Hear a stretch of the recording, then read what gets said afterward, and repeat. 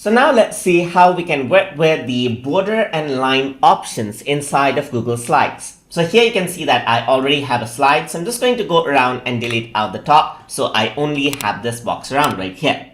So what I can do is I can resize this around. And what I can do is I can go ahead onto the top. And over here you can see that I can fill it up with a color of my choice right here. So this is how it seems. So what else you can do is you can work around with its border. So you can see that I can work around with the border color as well. So I can go ahead and choose a border color that I want. Once I do that, a border is added onto the text box, as you can see right there. So I can resize this, and this is how it looks. So I can just go around and pull this out as well. You want to do further formatting, you can go over here and change the size of the border just like this, and change the type of the border as well. So you can give it the look that you want to show right here, and you can see that you can easily make it more stylish just like that. So it's just like working around with the shapes over there.